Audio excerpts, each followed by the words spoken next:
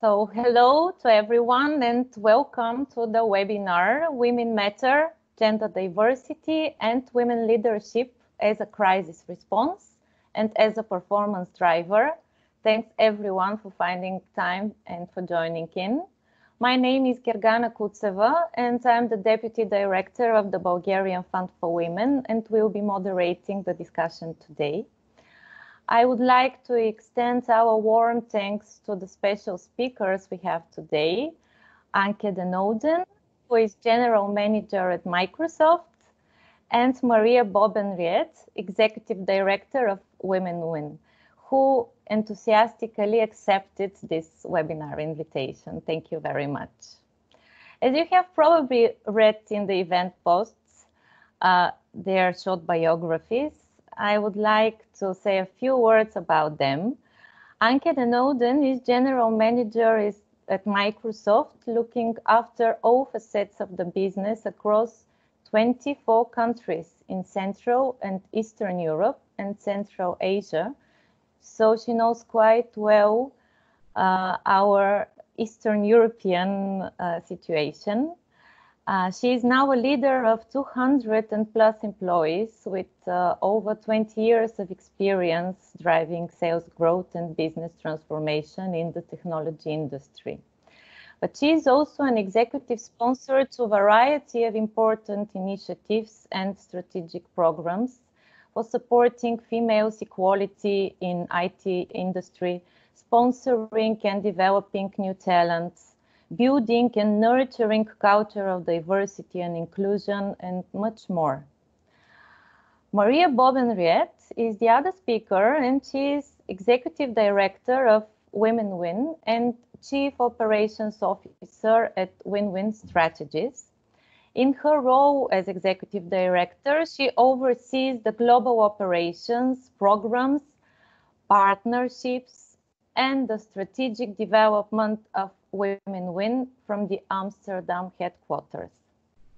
In 2019, Women Win merged Win-Win Strategies to focus on connecting the deep assets of the private sector with the power and sustainability of women's funds and organization. Actually, through her position as Global Director of Community Investments at Nike in 2007, Maria provided startup funding and personal support to Women Win as organization to become the global leader in girls' and women's empowerment through sport. She is born in Chile and raised and educated in the US. Now she lives in Netherlands since 2001, so she also has quite a diverse background. Allow me another round of appreciation to the sponsor of the event, DraftKings, an online sports betting company. Huge thanks to the amazing staff of Crayon Bulgaria, a Microsoft partner who helped us a lot to set up and bring to your attention this event. And of course, to all partners of the Diversity Pays Off initiative for their support to make this webinar happen. And these are Open Society Institute Sofia with their program Bridge to Business, Glass Foundation with their platform Work It Out, Listen Up Foundation, and Social Future Foundation with their platform Janda. Last but not least, thanks very much to Boris Bandev, who will have the uneasy job to simultaneously translate English to Bulgarian Sign Language. Yeah, for this purpose, I just wanted this to explain just briefly, just to have like 30 seconds so I can explain. Please go ahead. Yeah, thanks. Just in sign language. Am I like on focus on right now? Can I just be on focus just for 30 seconds so I can explain how they can pin me? Is it possible? It is setting which everyone should make.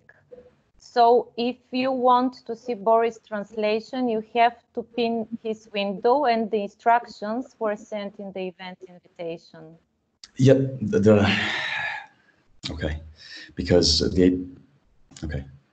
because I think that right now they don't know how to pin me, and just wanted to have like 30 seconds just to explain in case they don't know, because they don't see me right now. And for my image to appear right now on their screen, I need to make sound and voice.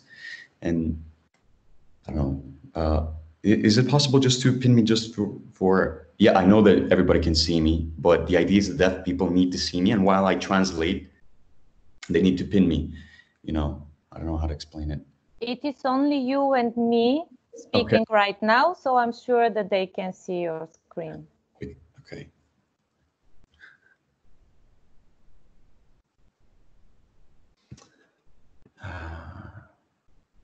We see you, Boris. Everything is okay. Okay, they see me. Perfect. Thanks. Thanks. Sorry. Now we're good. No, thank you very much for this. And thank you for agreeing. Of course, my pleasure. Help us with the translation. So before giving the floor to our guest speakers, just a few reminders. The event is recorded for further dissemination. Please keep yourself muted during the webinar. And there will be a 30-minute Q&A session at the end of the meeting. So if you have questions, you can raise your hand or write the question in the chat box. I will either invite you to unmute yourself or will read your question loudly. So let's start the conversation. In this webinar, we would like to use the example of the COVID-19 crisis, but we will not focus on it specifically, as a starting point to put once again focus on the underrepresentation of women at decision-making tables, on the need of gender diversity policies in companies, and on the over need for support of gender equality as an important factor for a fair and democratic society, the economy, and for our personal well-being. The COVID-19 crisis have made visible the fact that the world is unsustainable in so many aspects and made so distinctive the difference in the approaches of women leaders and this of the men leaders.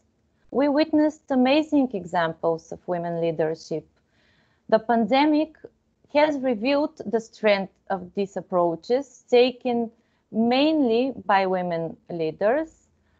Just think of Germany, New Zealand, Taiwan, Iceland, Finland, Norway, and Denmark, countries with the lowest numbers of coronavirus cases and deaths, and the most robust responses to the virus. The approaches taken by their female leaders have so far avoided the rhetoric and form of militarist response. Instead, they have put forward strategies based on communication that is transparent and mindful to their population. These female leaders not only showed solidarity in their communications, but also proved to be considerate and humane in their actions. At the same time, many male leaders have struck to rhetoric rather than reality. For instance, in response to the pandemic, the language of war and combat has been engaged by them. Many declared a war on the pandemic and spoke of heroism and sacrifice, as the virus could be overcome through courage alone. We hear of being in a fight or battle, medical personnel forming the front line against an invisible enemy. So this approach has tended to incite both fear and uncertainty, leading to nothing but hoarding for canned goods and toilet paper. So now I would like to ask Anke and Ouden first. Have you seen these differences in leadership styles in your experience? What, in your opinion, women can bring in crisis management and prevention? And moreover, what is the value of diversity in general? Please unmute yourself. Thank you. Thank you, Gergana. Yes, no, thank you so much. And thank you for having me here. It's a pleasure to talk about this topic. I've been super passionate about this topic for many years, and I do believe it drives a better world to work in, but also to gain more equality. and also give more better chances to females, to women in tech. So for me, diversity is much broader than just female and male. I think the diversity per se in Eastern Europe is a given at all, because we have so many different countries, so many different cultures, religions, etc. And also, I think the diversity is not just about the gender, it's also about how the world today has been operating, because it's actually much more complex today, because today we have 5 generations actually in the workplace, from silent generation, boomers, Gen X, millennials, Gen Y. So there's a lot of different layers of also age in the workplace that needs to be addressed. And of course, in many countries, some of the communities like LGBTQI is not so much accepted.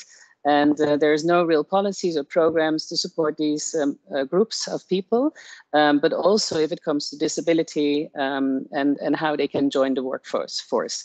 Now, women often are very much left out in boardrooms, as we can see in many countries, and also been paid less. I mean, that's proven by a lot of analytics that have been done. So in my role, I've been really working on to build and nurture an organization and an environment where everyone feels very comfortable and they can express their authentic self. Because I truly believe it's all about inclusion. There's always the phrase of diversity and inclusion. Well, diversity is a given, but inclusion is not. And the inclusion needs to happen. And if you address the authentic self of a person, you include them the way how they are, then you start driving a different behavior. And this is where, also you can start building on recruitment to bring different sorts of people with different backgrounds, different personalities into your organization. And I've been part of actually both, because a lot of times they say, too many males and less females is difficult to work in, but I have worked also with 80% of females in one team, and that was also not good. So I would say, I think the balance actually makes the magic impact, and it's not one more than the other. And in Microsoft, we actually have been working very hard on this. So globally, we have an increase today of more than 56% in women executives. And also the women technical roles of executives has doubled in the last 3 years with a 95% increase, which is great. So from that perspective, I do believe we're on a good road. In my region, all the 24 countries, we're close to 50% of female representation in our workforce. So we're very proud of that, and the same in my leadership team. So I think if you look from that perspective, it's really important that you address and bring awareness, but you also intentionally actually lead the path, because having so many females in my organization did not come by chance.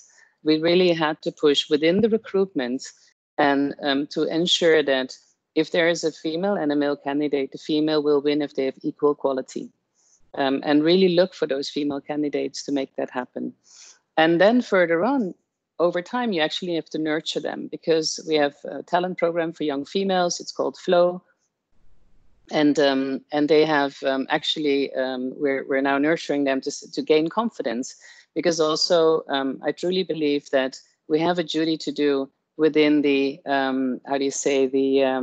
the education of our youngsters. So it starts already with childhood. And I come from a childhood where my father always said, well, you need to be anyway in the kitchen at some point of time, so you don't really need to study. And I think this also needs to be nurtured today. It starts with that. If every father and mother drive equality within their children's line, then definitely it would help in a better future. Thank you very much. And now to Maria.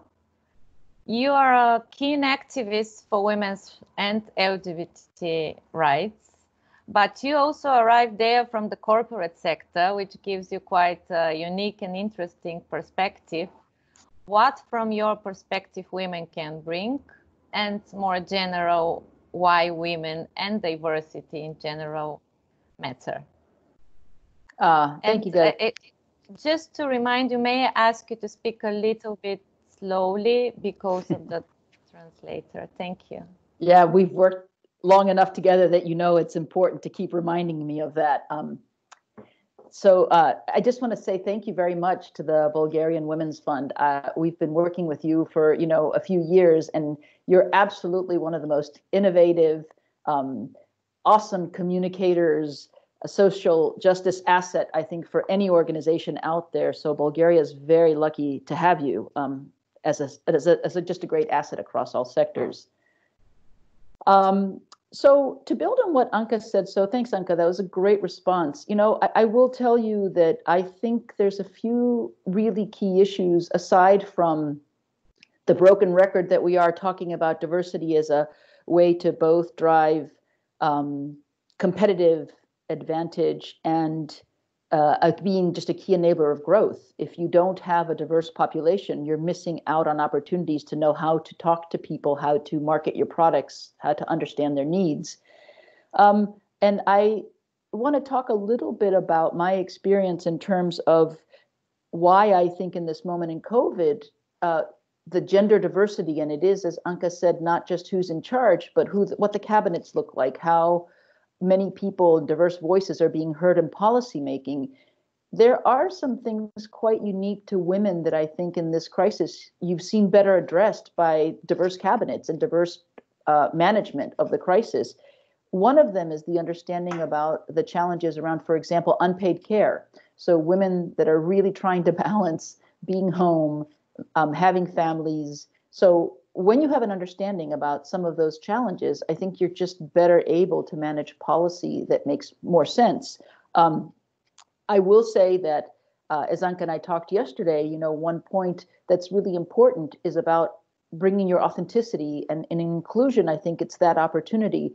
Not all women are feminists. Not all men are not feminists. So we cannot get into the generalizations about, that putting women or people of color or LGBTQ people automatically means, while they may have a diverse perspective, it doesn't mean they're going to be an advocate necessarily for diversity, because we all come with two traits, or at least two important traits. There's the inherent traits of however we defined ourselves from gender, or, we've inherited those things. And then we have acquired traits, and those have to do with, over time, how we learn to stay in our truth and be our authentic selves, and lead from that place. And I think the really effective women leaders, Jen, right now, and you can look at New Zealand and you can look at, Germany and other places, are people who are bringing, and women in particular, bringing their authentic selves to those leadership positions. They're not trying to copy anyone or be like anyone.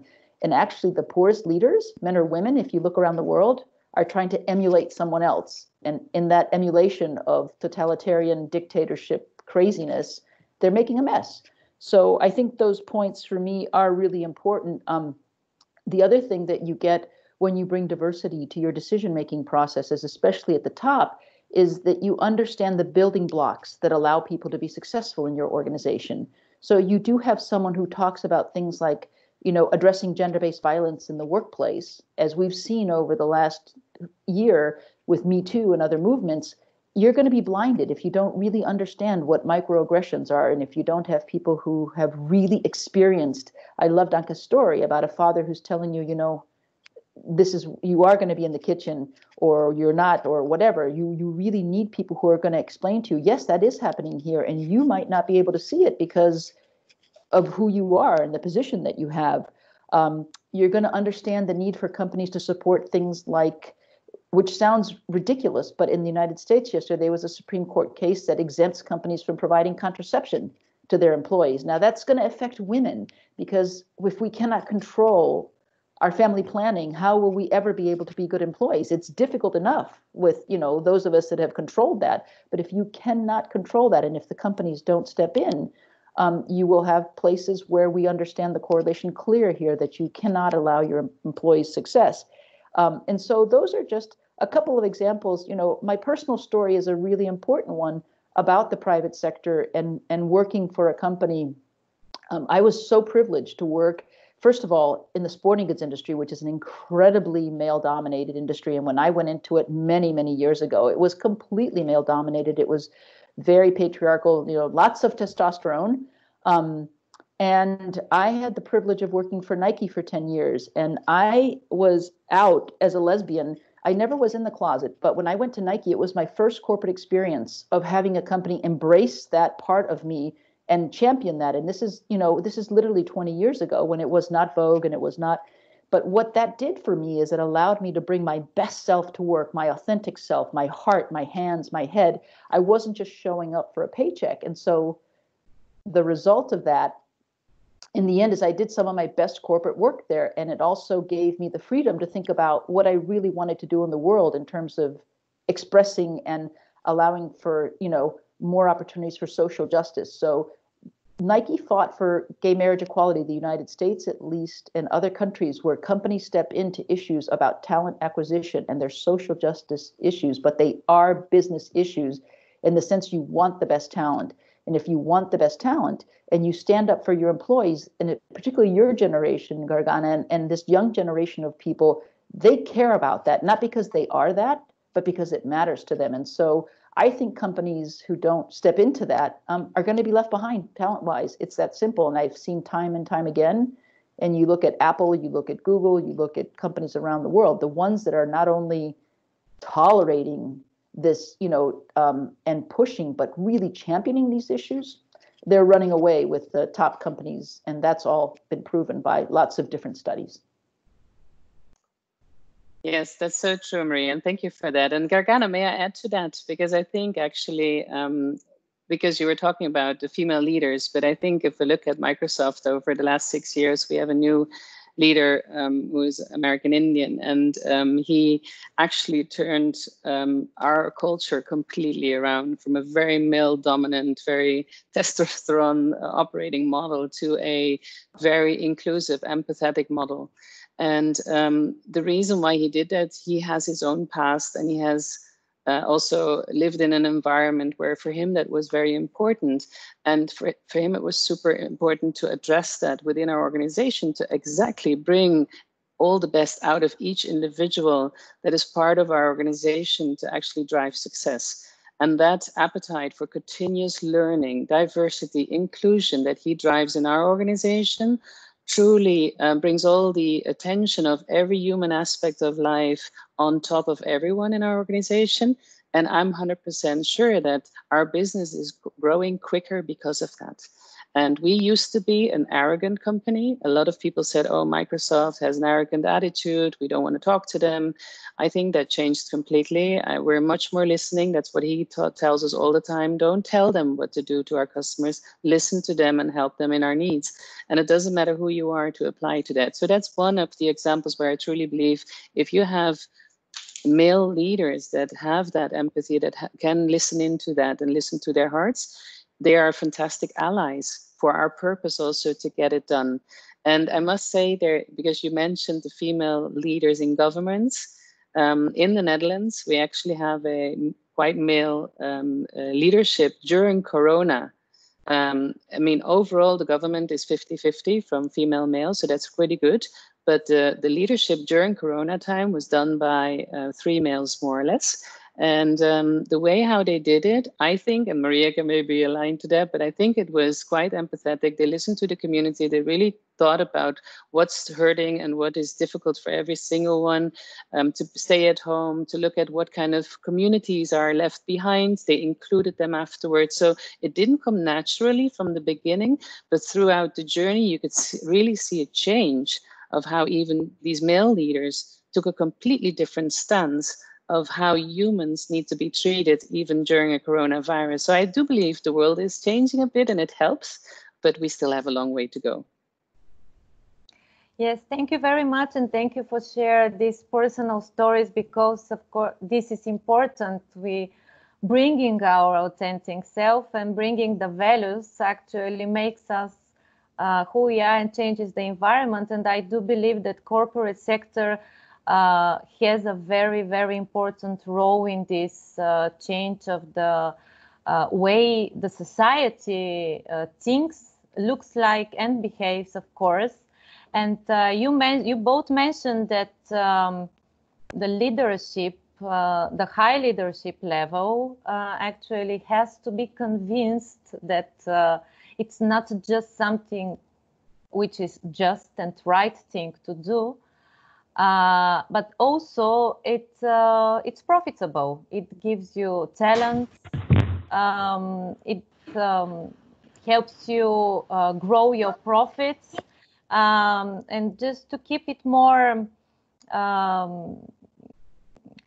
for the audience to get like ideas how they can present this idea to their leadership, for instance. May I ask you what are the five top reasons, for instance, which you use to convince the leadership to head on that journey? Maybe Anke, you can continue. You are muted. Can you unmute yourself? Thank you. Yes. I think, I mean, first of all, is listening. I think one of the most important things is we need to listen more and to understand what people are, what they are about, and how they can be part of a total organization and a system. And I'll actually give you an example to that, because we talked a lot about within the organization about diversity and inclusion. And it felt in the beginning a bit like a process, like a scorecard, where you have to make it sort of green and you follow the process, you tick the box, and that's what's happening. So then in the whole leadership with all the country managers of the world in the meeting, we were talking to our leadership team in America, and we were talking about, again, diversity and inclusion. And then I asked, actually, how can it be that our surface, which is our new product, a PC, is just boring gray and like silver color and nothing else, and that we had these these keyboards that you can attach to it? And I said, every woman in the world would love to have a different color for their PC. Men don't care, females do. So why can't we not have different keyboard colors? And that would also show that we are truly intentional about diversity and inclusion in our product and engineering, because it's not just about how we talk and work with each other, it's also how we bring our products to life, and do we actually reflect the female community in the world too, to buy that. And by the way, most of the buyers are females, that's known. So you actually are excluding by nature, with a boring product, you're actually excluding a huge amount of potential buyers. So a year later, we had all the colors. So if it comes to what could you do in your workplace, speak up. Speak up, be brave, bring things on the table, try out. I don't think, sometimes it cannot be nicely accepted, but a lot of times it will work out, and you will just see that that it will be very different from how you're going to land that. So that is for me, those are the two major things: being authentic, speak up, listen, and nurture, care about people. I think, I mean, this is a great woman matter. And a lot of my backgrounds, actually, especially during the last Pride Month, are about love, because that's the only thing that will drive a difference. And it's not being smart and outperforming every single person. It's just being intentionally caring about people. And I think that's what it is. We have, within Microsoft, we have a principle that every single people manager has, and it's actually model, coach, care. So you're a role model as a leader. You have to coach your people every day. And then you have to also care about these people every day. And I think that's the inclusive piece that is so much more important. You can model and coach whatever you like, but if you don't care, then that's where you start being non-inclusive.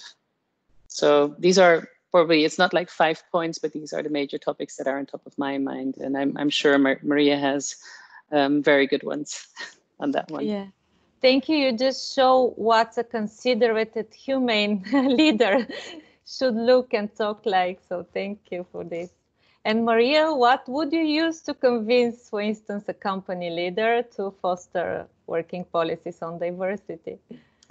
Yeah, I kind of made a list when we had this conversation yesterday. I thought about it, and there are 5 things that I would really make a strong business case. But I love that Anke talked about love. Ultimately, I think this is going to make the only difference in the world. But with that, I would start with I think you just have to tell people this is the right thing to do.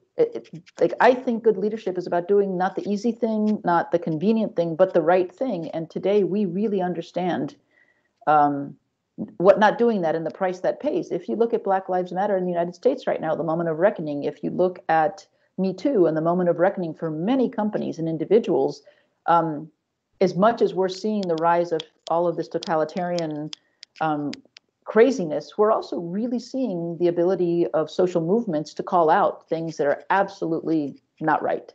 So do the right thing is, I think, would be my first thing. I would really talk about attracting top talent.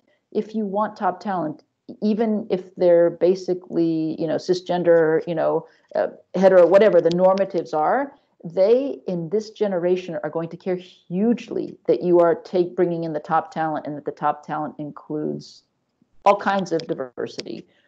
So we work with a lot of corporates at Women Win, and one of the things we do a lot with the corporates we work with is every single woman who wants to work at one of these firms, whether it's one of the law firms we work with or one of the companies we work with, they want to know what you're doing in terms of addressing gender-based violence within the organization, but they also really want to see your portfolio of corporate responsibility assets. They want to see what you're investing in from a social conscience perspective. And I think Microsoft is a great example of, if you're a young top talent and you've got an option of working for a company that does very traditional, old kind of philanthropy, or one that's really investing in young people, really promoting social justice as a young person, 90% of you are going to go, I want to go here. It's more exciting. It aligns with my values. I want to show up to work my whole self. So the right thing to do, attracting top talent.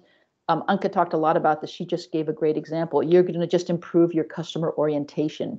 You're going to understand that, you can make much better profits. You can really increase the value of your company by being able to address multiple orientations of your customers and diversity.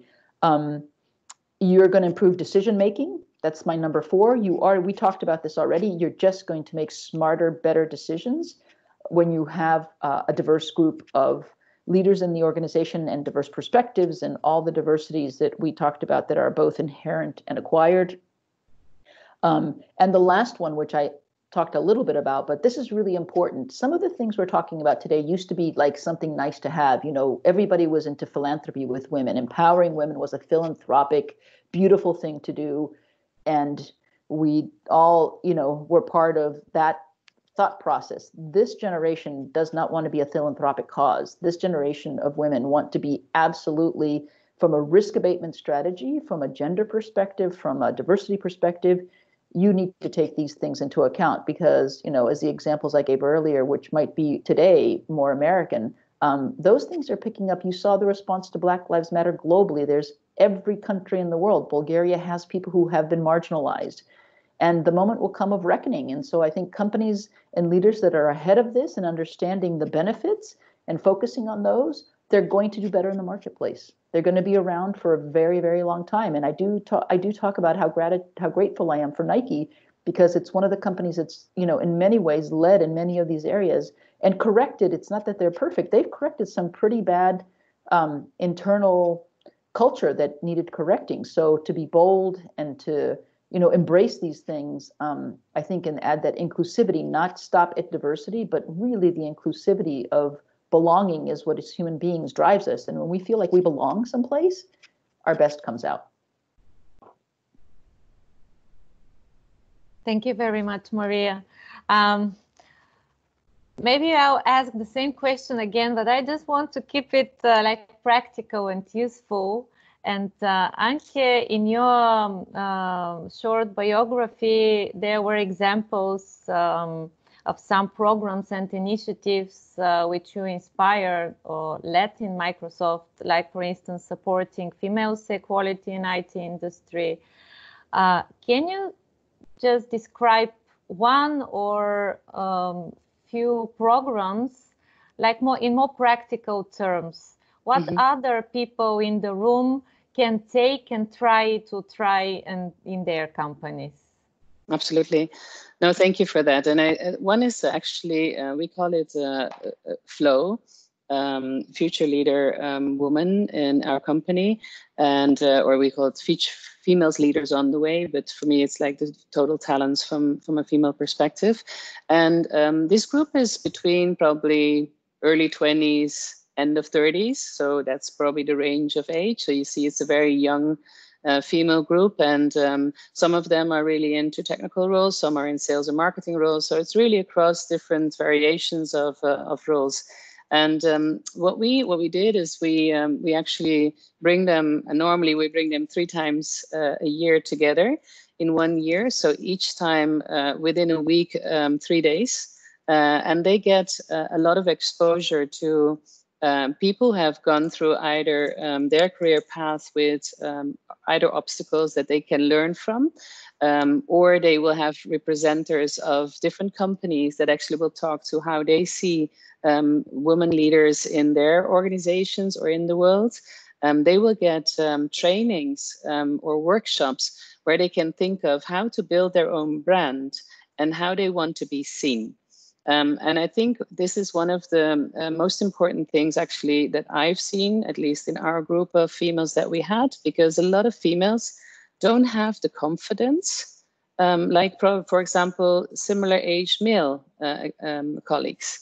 And there's still this, can I do this? Should I do that? How should I take that? Am I too aggressive if I do that? So they're so much more thoughtful on how they come across than male colleagues. Male colleagues said, of course I can do that, I'll do it, right? And so I'm like, why as a female, you cannot do that too? Of course you can, right? Just believe in yourself. And so we build a lot of confidence in these workshops, these trainings. They network with each other, so they see what one or the other does. That also helps them to elevate up their confidence. And then I work with them as an executive sponsor, and I bring in different types of topics on how to, for example, during Corona time, how do you balance your work and your life, and how do you still keep confidence and a healthy, non-stressful event in coronavirus? Because I mean, a lot of people are always talking about there's a lot of moms with children at home during the coronavirus, and that's sometimes only the topic people talk about.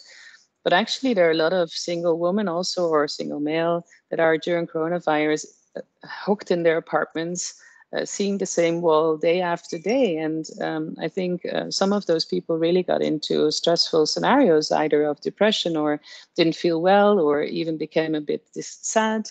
And so how do you get yourself out of that? And if you then do virtual, we did virtual hours or 2 hours where we brought them all together on Teams with cameras on, and we really had a good discussion on how it works. One more thing that I did is it's called inclusive dialogue. I actually brought the group together, and it's about 40 females, and we have them, I only asked 3 questions during 1.5 hours. And they only gave their feedback on the questions. I did not answer it. I just listened, and I took all the topics that they brought up, and there were really bad examples of how they have been treated. And I took all of those examples to our leadership team in Central Eastern Europe and brought it back to them and said, listen, this is what's happening in our teams. Are you aware? And how can you change that? And our leaders were shocked. They had no idea. So this is how then we started turning around, having them commit to make their organizations also better, because it was across Eastern Europe. So that, and if you drive that kind of awareness and that discussions with females, we brought in a lot of males that actually talked to the females, and that was also inspiring, how they look at things, how they learn from it, so they can learn from them. So I think it's a really a holistic program that makes a difference for these women. Thanks a lot.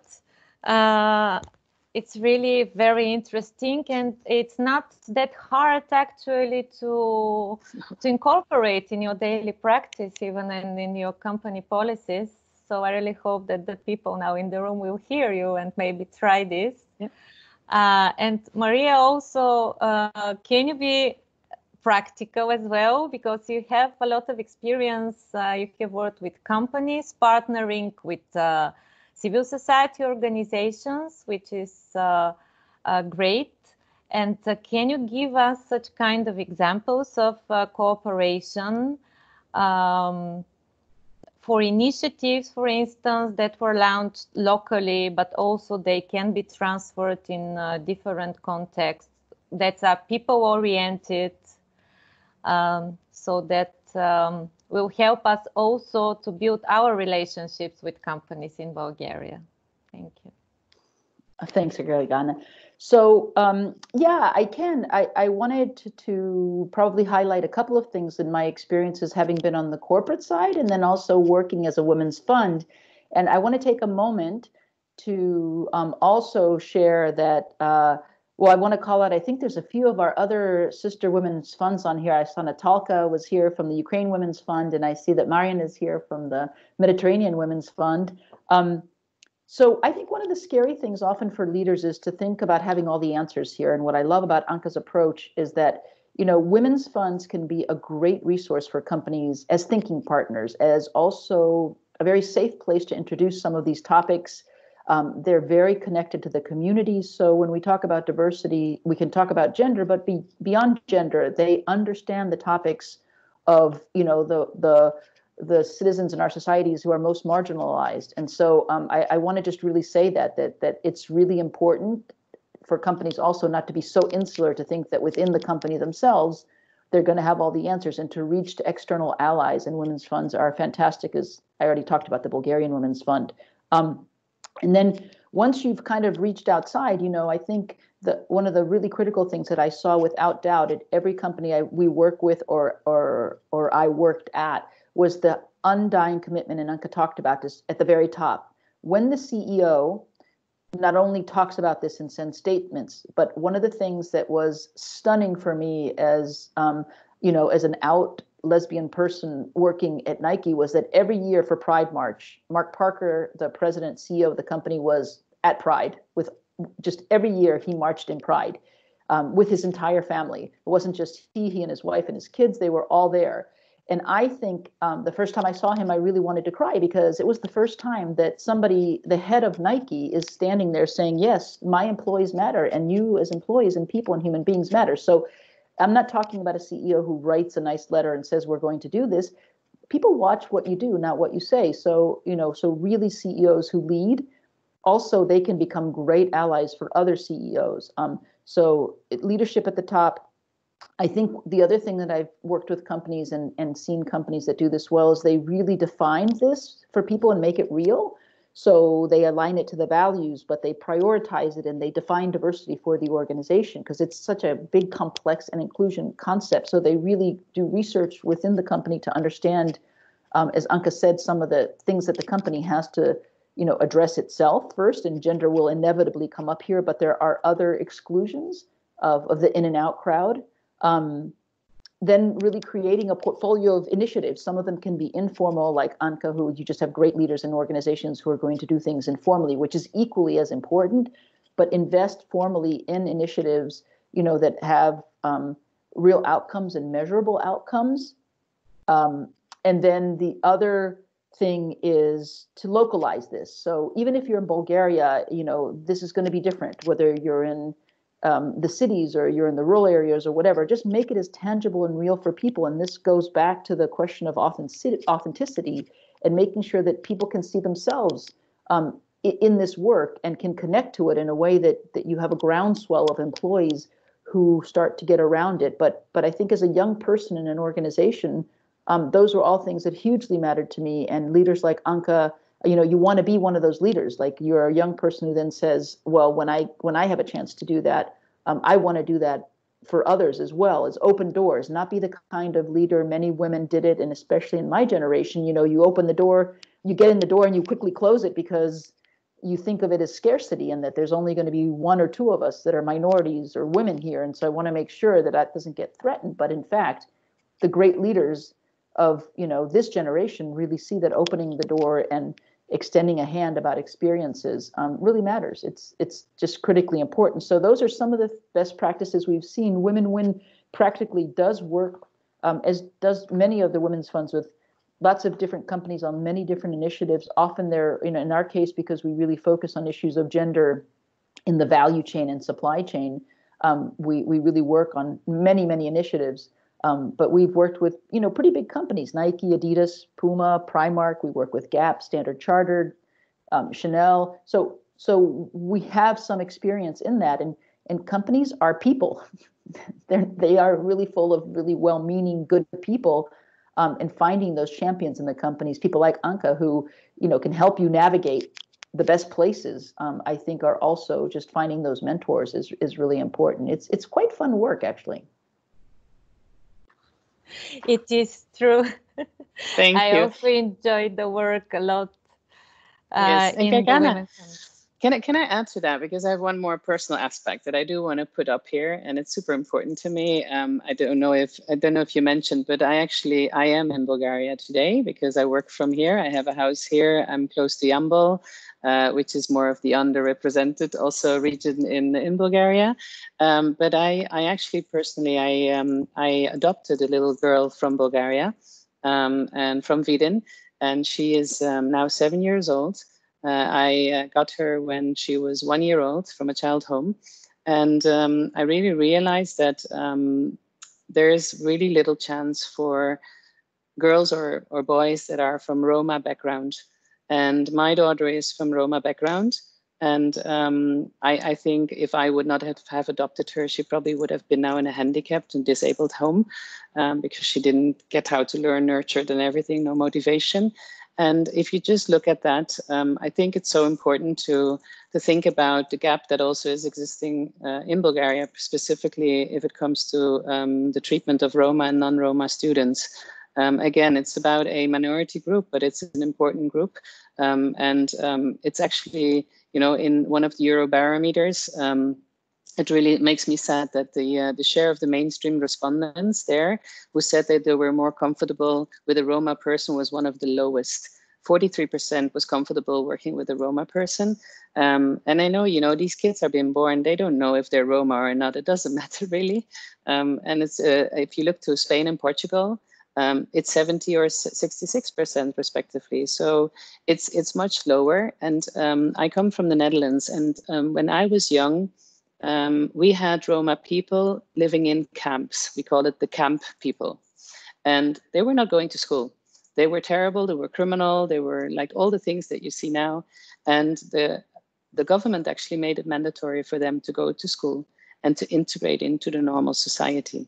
And today, all of these people are just normal citizens. There's no difference anymore. They still live in their like caravan houses, but nobody cares about that. They would even other people would just visit them and they would work and play with them. And it's just part of our normal engagement. And I wish at some point we also need to work as companies with the government. And I'm definitely doing that with the Bulgarian government to see how we can actually also change that, because we need to start integrating these kinds of people here to also make a difference. And it also starts there. Yes, thank you very much. You brought a very, very serious topic and aspect of diversity, which is a huge issue for the Bulgarian society. And it's true that there are policies which are trying to bring Roma girls and boys to school, but also Bulgaria is climbing to the top of the most unequal countries in Europe. And this inequality in terms of social inequality actually deprives them of going to school. And it's not only a matter of policies, unfortunately. And although you are both optimistic that the things are changing, that the new generations are mindful of these social issues and diversity issues, but on the other hand, we are on the verge of another big change caused by the pandemic. The pandemic is a portal, said the famous novelist Arundhati Roy. I citing her here. And I would like to ask you, do you see any opportunities for gender equality acceleration at these times of crisis? And what will be the world for women in the workforce in the new normal? Or on the opposite, there will be slowing down and stepping back from the achievements so far, either for women and for other minorities and diverse populations. Anke, maybe your thoughts first.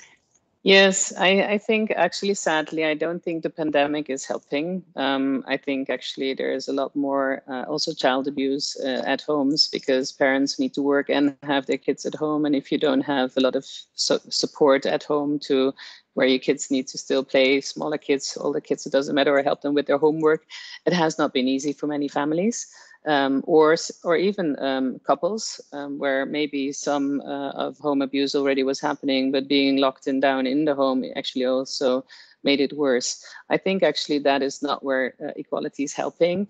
At the same time, the whole situation around George Floyd is a opposite theme that actually brings back the human piece of how we can do it. And I think actually that during the pandemic, with this situation that what happened in the US, people started to think much more about, hold on, where are we going? Where are we heading? We actually need to come back to more the normal lives of what we all believe in, and don't get stressed about a pandemic situation or anything else. Just, care about who is around us and not, again, treat them really badly. I do believe that during the time, and it all depends on different companies. So I think the international companies absolutely took it.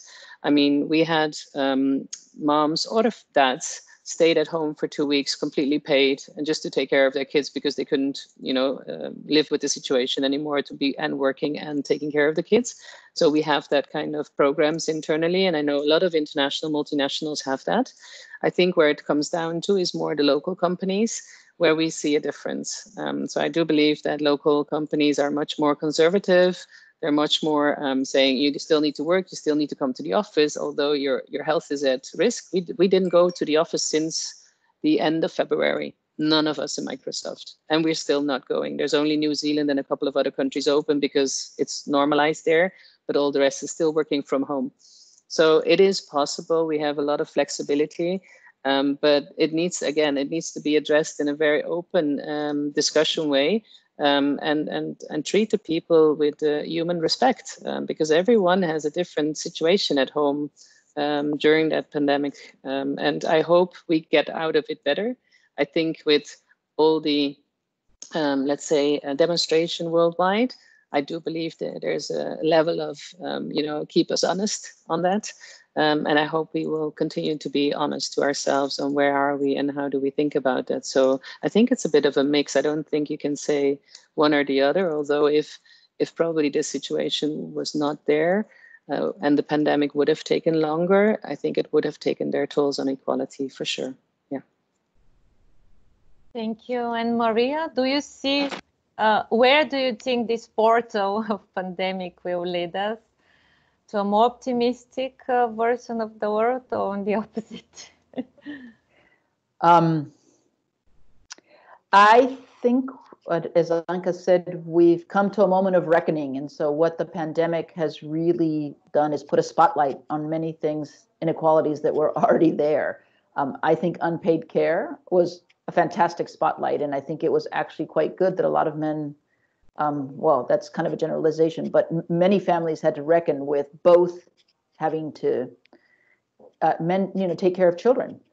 So the spotlight on gender-based violence in society was absolutely, you couldn't hide it anymore. So it was no longer possible to sweep those things under as, trivialized. I think every country understood and saw the spikes in not only, and I'm talking now the worst case of gender-based violence, but as I said earlier, the aftermath of the microaggressions that many women face at home, getting to and from work and at work. And so in that way, I think it's been fantastic because we've spotlighted things that many of us who've worked in these spaces have been trying to say are a problem. There's no denying it. And we really understand also inequality in the sense of those people who were lucky enough to have wealth and those who didn't. And as Anke said, the types of people on the front lines who are also traveling by public transport to frontline jobs, because the people who kept us going were not the rich football players or the $1 million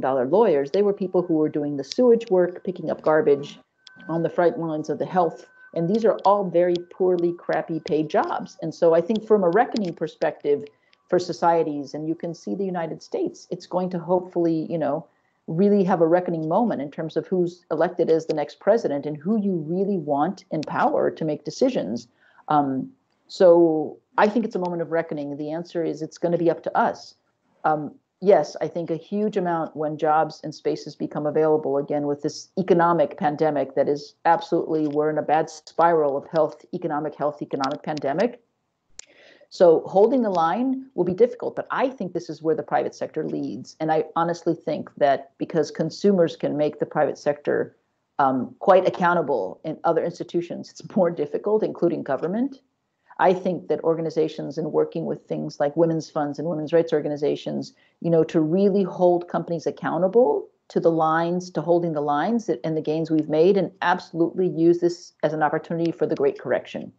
These things needed to be corrected. So if we work together in civil society, and if companies partner also with women's funds and other organizations, civil society organizations, we can make this great correction in the sense of we will come out with better places to work. A lot of what Anke and I have been describing, while we may be talking about inclusion and diversity, these are just better places to work for more profitable companies.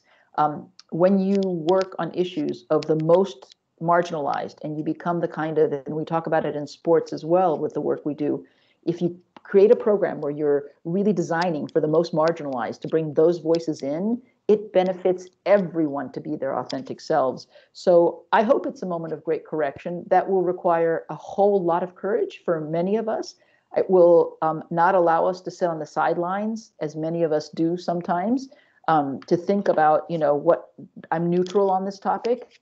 There's a wonderful book out of Black Lives Matters by an author called Ibrahim Kendi. Professor Kendi wrote a book called How to Be an Anti-Racist. And I think his premise is that there is no neutral. You're either a racist or you're an anti-racist. And an anti-racist requires actively being involved in that. And I think it's the same about gender. You're either, going to be on the side of gender equality and you're a feminist, or you're in some ways, and I know that's a kind of loaded word, but it really means equality. You're either on the side of equality or you're going to work, silence is going to work against that. And so I really am optimistic about this young generation. What we've seen is that they know how to use the tools of social media. They know how to use, you guys know how to use all of these things to organize in ways that are, less formal and within companies. They don't have to wait for companies to create a group of people who are on WhatsApp discussing these things. You can do it on your own. And if you see the great reckoning in the US now around racism within all sectors, it isn't just companies, it's the philanthropic sector, it's within the feminist sector, we're getting called out for some very bad practices. And so I think these ways of organizing are going to keep companies much more engaged in these topics. I am optimistic. I think that it can be the great correction because I think I've been around long enough to say those things were happening.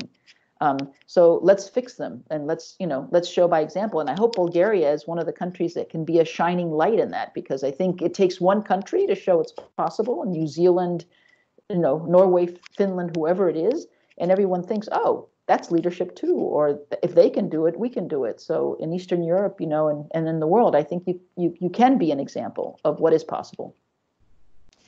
Thank you very much for these honest, inspiring, and optimistic answers. I really try to keep myself hopeful that this portal will lead us to a significant change in the mindsets. Right now in Bulgaria, there are some political turmoil which doesn't help us to be optimistic right now. But I really hope that if many people stand out and defend these rights, we can make it better and we can live in a more just world. And now I really would like to give the floor to the audience. We will have approximately 25 minutes for questions and answers. So let me remind you one more time that you can either raise your hand via the provided button in the ribbon, or you can ask your question in written form in the chat box. It's again in the ribbon where you see show conversation. And then I will read it to the speakers. They can read for themselves as well. So if you have an irresistible urge to pose a question in person, please raise your hand and I will invite you to unmute yourself. Otherwise, please, everyone, keep yourself muted. And also, please present yourself with a name and a company or occupation and specify who you would like to address with your question. Anke den Ouden or Maria Bobenrieth?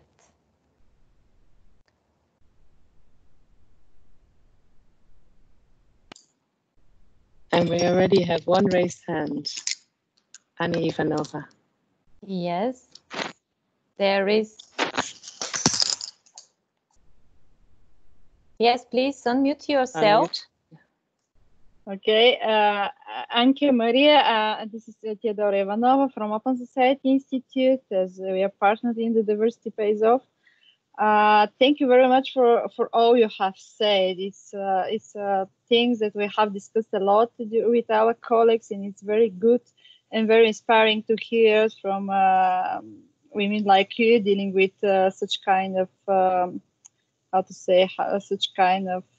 outreach. So my question is, I was provoked by the speaking of Anke about Roma. Our organization is dealing a lot with the issues of Roma inclusion. So I would like to ask you for more, more practical approaches dealing with so-called multiple discriminations. We have a lot of women coming from Roma region that are facing, double the issues that the men from Roma regions are facing when we are speaking about work, coming into work. We have a lot of women that are living in remote areas, early married normally, and they have so many challenges in reaching for good, nice jobs. So I would be glad to hear some practical approaches that your company or from the Maria's experience that you have in that regards to dealing more than one aspect of diversity. So thank you for your answers. Absolutely, Theodora. Thank you for that question. I think, first of all, we're working also with the government to address this question from our side. So definitely that is on top of our agenda in a sense of not only Roma, but also minority groups like disabled people have a similar stance in Bulgaria. So I think that is something, and it's not, I have 24 countries. So they're in Eastern Europe, so there are many who have similarities. And what we're doing actually through education, we're really trying to build that essence because of technology. You can actually, and that's first for children, I'll come back to your moms later on, but the mothers that you talked about, for children actually, even in rural areas, you can have also the hybrid model to actually, through technology, still keep connection, and it can go either through online classes that have already been, recorded before, or streams, where people can just sit and do those trainings or educational parts. And I think the curriculums needs to be completely addressed and innovative on that. And we're actually working with many governments on how to do that. And I can give you an example. In Georgia, they're one of the best examples. They actually brought it this far that even in rural areas, maybe internet connection is not so well.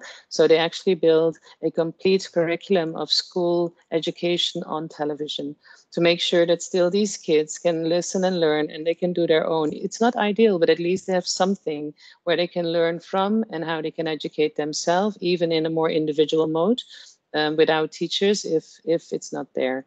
I think on the groups of where you are at home and you can't go to work, we actually just launched from the company a huge skilling project where we are offering for anybody in the world, because we realized that the pandemic also decreased a lot of employment.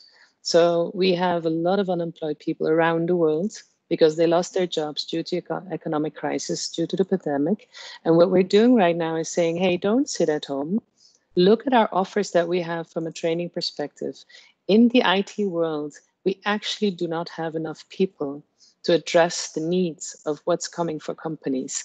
And these are simple things, building applications, doing analytical work on the PC. You can easily learn that, and you can do the basic knowledge, and you can actually already create an own company, an own website or whatever, to start thinking on how you actually can build your own life.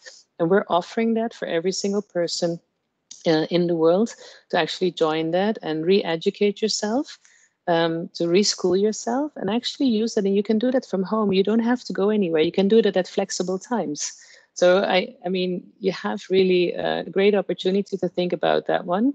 And a lot of times, we have seen a couple of examples from Asia, where some woman got unemployed, and they didn't know, they didn't have a study, and they said, oh, how can I do? And they actually got one of these lessons, and they realized how easy they could do that. They were working in a restaurant, and then they built a whole application to actually optimize the process and how to go to that restaurant. And then it got actually accelerated through other restaurants, and they start building their business on it, and that's how they earn money. So it's simple facts that you can actually scale a lot. And that's the beauty of today with technology.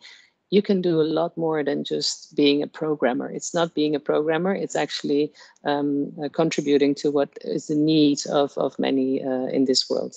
And I think Bulgaria still has a lot of needs for civilians, for the citizens to get addressed. So I think if you would work even with the government, they would applaud you for that, and you could probably earn money on it. So I think there is opportunities today, but we need also to allow them. And I think the first thing I would say, stop calling them second-class citizens. They're citizens in Bulgaria like real Bulgarians. And I think that's the first step that needs to be made. And everybody sort of needs to embrace that. If you don't embrace that, and you still talk about them as gypsies or different people, then I think it really becomes difficult to integrate them. Yes, thank you very much. Just to mention that colleagues from Microsoft already set the link to this initiative. And Rillette Drumeva is asking if you can share the curriculum you mentioned. Maybe your colleagues can find some more information and send it in the meeting chat. And Maria, would you like to address the question posed by Theodora, or? Yeah, I was only going to add, thanks, Anke. I think that's a great practical response. I mean, I think this question of intersectionality is really challenging, right? So it's because there are so many intersections of poverty and gender and discrimination and xenophobia. But I think one of the things, and again, I want to say that organizations like yours and the Women's Funds can be such great allies for companies in really understanding the landscape. What has worked and where we have seen change is where you design with those communities. And I think this is really an important point, in that you really ask the question and you use design thinking principles of bringing those communities together, and with interpreters like Women's Funds and rights organizations, asking those women what they need or what they think will help them. In some of the work that I did when we were at Nike, we worked in supply chains and factories, and it doesn't come right to the point of intersectionality, but it does. Part of it was that they were women, they were, poor women, they were often not literate. And some of the solutions they came up with were so simple. They were things like, what takes me most time, and unpaid care is one of the biggest problems that this community will have, which is it doesn't matter if their husbands are not working or their male sons are not working. They go home and they do housework. They take care of sick children. They take care of sick in-laws, of sick parents.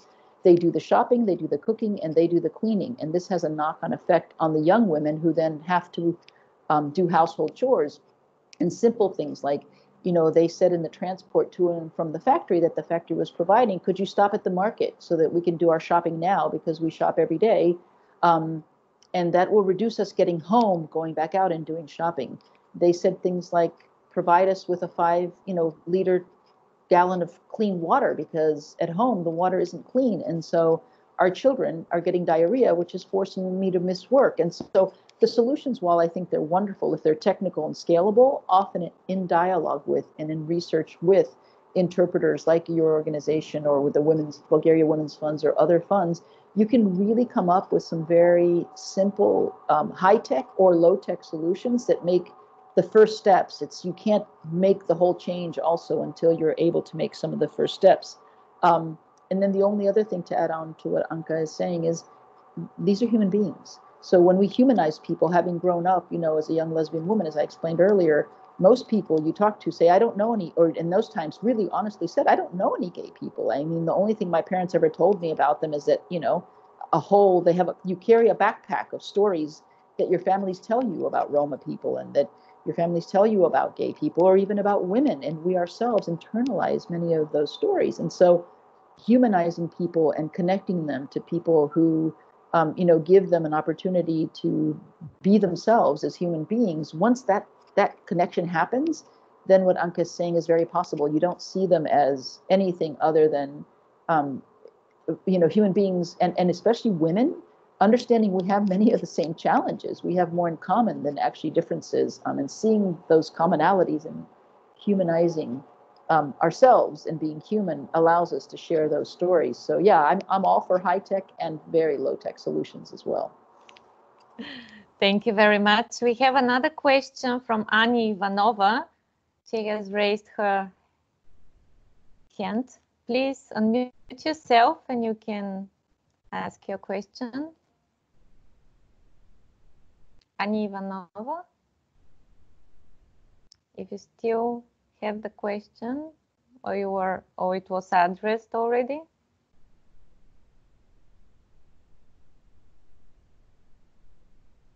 Is there anyone else who would like to ask a question? Okay, she just wrote that it was a mistake. So we should still make her ask a question. Yeah, why don't you think of a question? Nadezhda Dermendjeva would like to ask a question. This is actually my colleague, Executive Director of the Bulgarian Fund for Women. Please, Nadia, unmute yourself.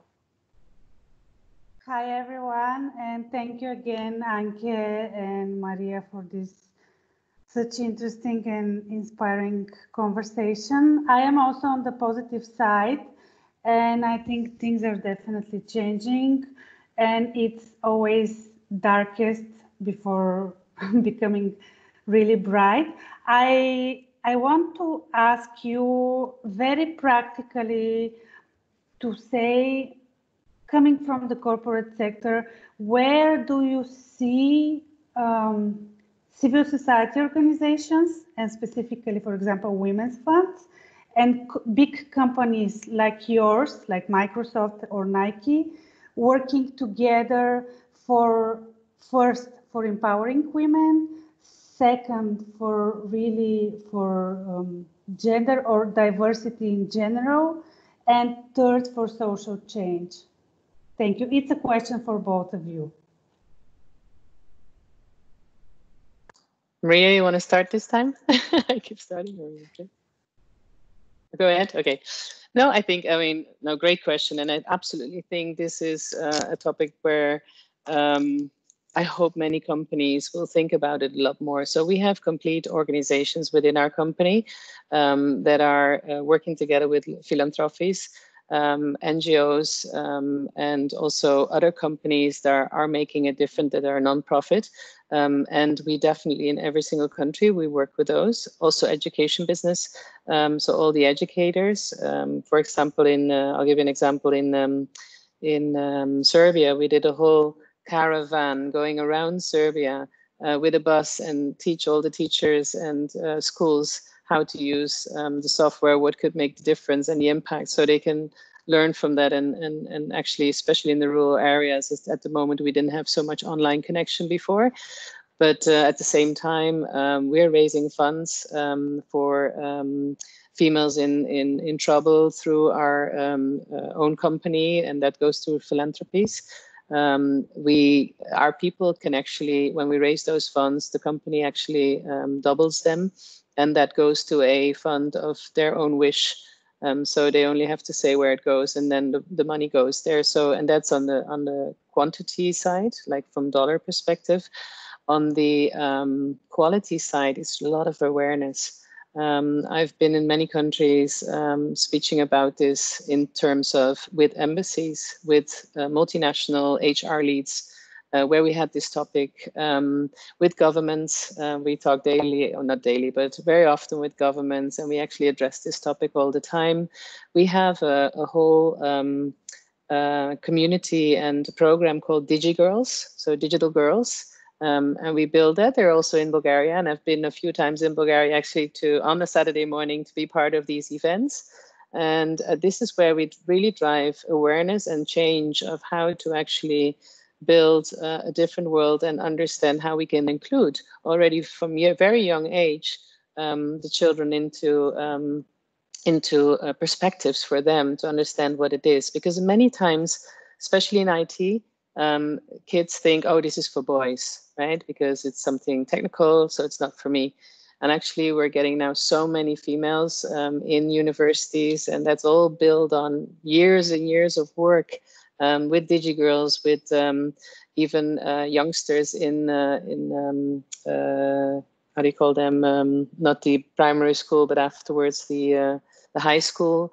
I do Teams sessions with kids in schools in different countries. So I'll just have an hour with a class, and we'll talk about what they want to be in future and how it works. So I think there are many things you can drive. You just need to be very creative.